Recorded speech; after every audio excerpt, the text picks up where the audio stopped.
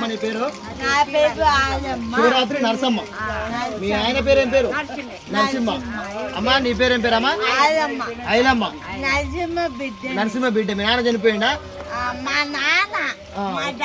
Okay okay okay okay.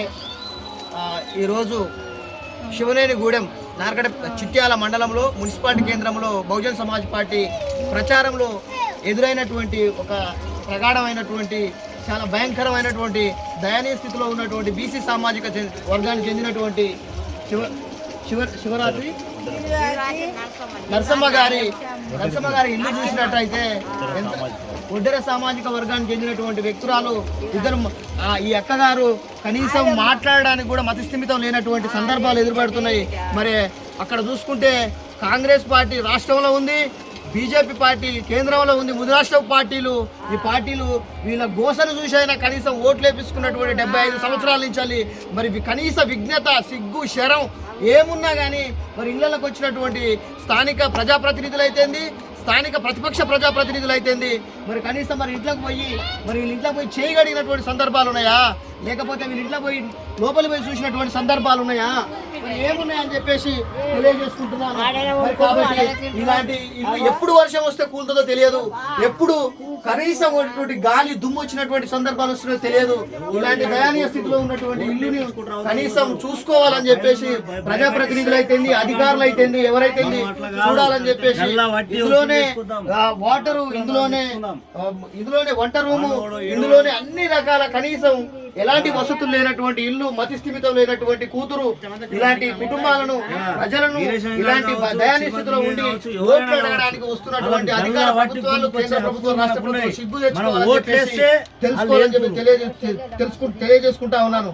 కాబట్టి మరి ఇక్కడ ఉన్నటువంటి శివనేనిగూడెంలో మేము ఈ రోజు ఓట్ల కోసం రాలేదు, ప్రజా సమస్యల గురించే వచ్చినామని చెప్పేసి ముక్తకంఠంతో తెలియజేస్తా ఉన్నాము.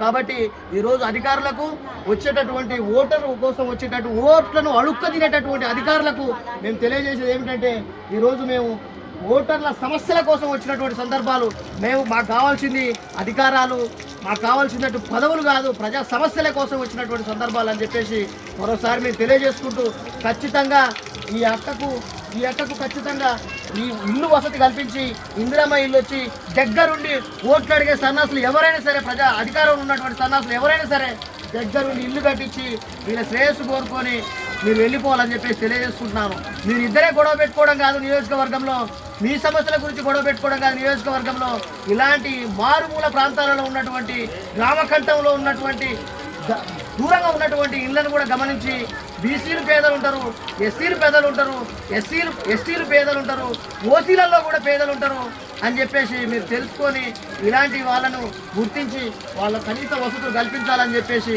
నేను తెలియజేసుకుంటా ఉన్నాను. అధికార ప్రజాప్రతినిధులకు, ప్రతిపక్ష ప్రజాప్రతినిధులకు, అధికార యంత్రాంగాన్ని కూడా తెలియజేసుకుంటా ఉన్నాను. కాబట్టి ఉన్నటువంటి సంక్షేమ పథకాలను ఖచ్చితంగా ఇలాంటి వర్గాలకు అందజేయాలని చెప్పేసి మరోసారి తెలియజేసుకుంటా ఉన్నాను. అధికారులారా, ప్రజాప్రతినిధులారా, ప్రతిపక్ష ప్రజాప్రతినిధులారా, మీరు కొట్లాడేటువంటి కొట్లాట ఇలాంటి పేదలపై కొట్లాడాలని తెలియజేసుకుంటా ఉన్నాను. Thank you.